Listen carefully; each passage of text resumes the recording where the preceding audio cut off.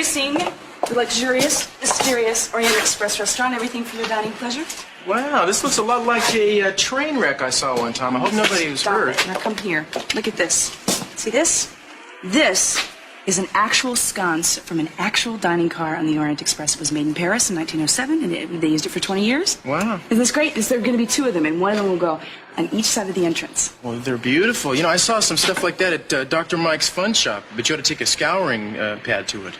What, and get rid of the original dust? No way. Look at this. This right here, this whole wall, yeah. Right here will be private booths. I mean, like private compartments. And each table will have a wonderful view of the ocean. That'll be nice. Can I order breakfast? Well, if you don't mind a slight wait. Like how long? A month. Hate to break it to you, I think 6 is more like it, and I can't wait that long. It's not going to take that long. They're working overtime. Listen, you know that ribbon over there, does that have anything to do with the opening ceremonies you got planned? Yep. Well, I want to tell you, baby, honestly, I think this whole thing is... Well, for a spoiled little rich kid, you ain't done too bad. You watch it, mister. I'll have a bouncer come and throw you out. Yeah, but do you think that we could christen this restaurant the same way we christened the houseboat? Well, you can try. No, come on. You've had enough. I'm out of control. I never had enough. Oh. What's this, a little accident with our ceremonial chairs? Well, yes, actually, I didn't think the ribbon was going to break when they moved the chairs. But I hope the rest of your equipment is up to par, gentlemen. You can bet on that. Listen, we'll be working underneath the bar today on the electrical. Yeah, okay. Well, you have any questions on any of this? Is it just okay? We have a question here. We want to know exactly how you want to run the dimmer bank behind the bar. Well, if you just go under the bar off to the left right here, over here. Yeah, but we can't get to the conduit through there. Now, is there any place else we can put it? Excuse me, gentlemen, but I need to borrow the boss for a second, if you can spare her.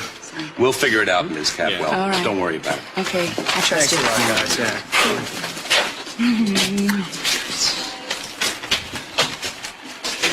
Listen, you gonna tell me what happened? When? I mean, I feel crazy bringing this up now, but I guess I'm just a jealous kind of guy. What are you talking about? Him. Him who? Him Houdini, the guy you stood me up to be with last night. I mean, you know, you didn't even mention everything. It wasn't a date. I had another session. Hypnosis again? Yeah. Well, why didn't you say anything about it? Well, I just didn't know what to think. Well, I know what to think. Stay away from the dude. I can't. He's doing something very funny, and I want to find out what it is. Why don't you just check up on him one more time? I already checked him out several times, Eden. Well, he keeps asking things from me about my father. Each time he puts me under hypnosis, I don't let him. He doesn't know it, but... Well, how do you know you're not under?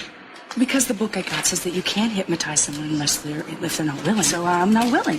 I see and hear everything he does. You shouldn't play games with this guy. I know what I'm doing. You know what you're doing around here. This stuff is all great, but, I mean, a guy like that, you don't know what you're doing. Well, why don't you call some of your old contacts? No way I'm going to do that. Just put that out of your head. Oh, just give me one reason. One good reason why you won't. If I call my contacts on every silly whim that comes along, they won't be there when I really need them. Silly whim? He's a very dangerous man. He could be dangerous. You keep poking around in his private life. Cruz, world-renowned psychologists just come flocking to Santa Barbara to find out information on C.C. Capwell when they have nothing else better to do. Yeah, I bet he's interested in CC. I got to make a phone call. Now, don't you find that odd at all? That he's interested in you, Eden? No, I don't. He's interested in all of us. He's using me to get to my father. Why don't you do me a favor? Leave the detective work alone. Let the good doctor hypnotize somebody else for a change. I'll be right back. Well, the dimensions are subject to adjustment, you know. Yeah, that's right. Right. But this one, when it gets all done, it's going to have nice... beveled glass here? Beveled glass there. And it'll be tinted so that the sun's not going to be able to, really interfere with... Okay. Look, just one thing. You have contacts. You could find out everything you needed to know about Marcello. Why? Why don't you call your old friends from Intelligence Base? What to do to convince you? He hasn't done anything to warrant an investigation. I just can't go ripping into people's lives to dig up dirt to throw on them. That's not my job. Just what is your job? Is it written down someplace? Let's not get into that. Yes, let's get into it. What you're doing is you're refusing to do your job. Damn it, Eden, the man is a doctor, not a criminal. He's got a wall full of awards from people all over the world because he helped them. He doesn't drink, he doesn't take drugs, he doesn't even have any outstanding parking violations. What am I supposed to do? Something. Anything. You're talking like a bureaucrat.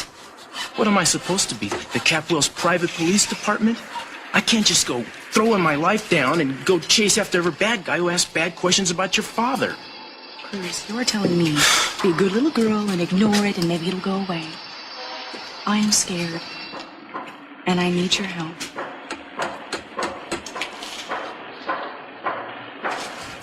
All right, already. I'll check them out one more time. But if I don't find something new and major, this is going to be the last time I ever hear about this guy out of you.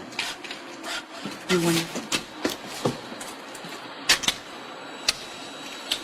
You're wonderful. What am I, peaches now? Yeah. Yeah. How wonderful am I? Your official business just arrived. Maybe you want to grab your little check. Gillis, hi, Gillis. Thanks for coming out so quick. I got something I want you to take a look at. This is going to be a great place.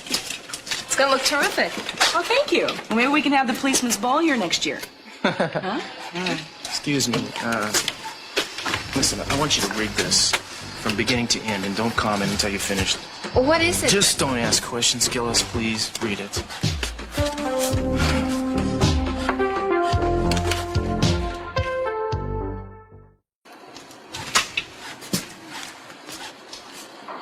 This will be 3 feet. Right, 3 feet. Okay. Yeah, and then we'll add another 2 on the other side. Okay, that's a so different elevator. And now these right here, where the tables will go, right? Right. Mhm. What's going Okay, on? there'll be about 4 feet. Oh, really? Yeah, they'll come out bigger. It'll look different. Over here, instead of 4 feet, this end, and as opposed to the other one, will be 3.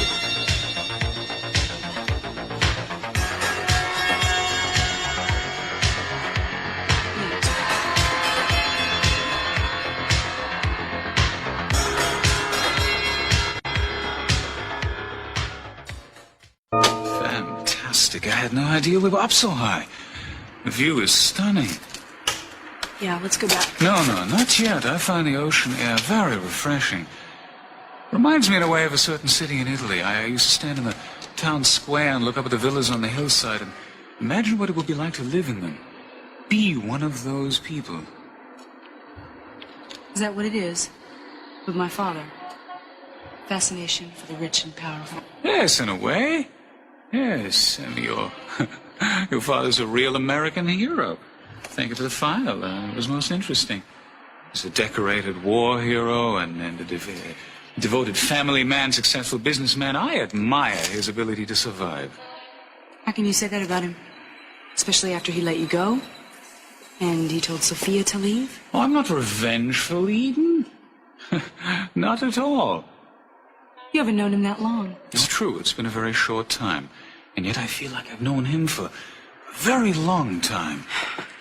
Eden, I know that you were pretending, you were deceiving me under hypnosis. Do you know that that is very dangerous? Sometimes that can be fatal.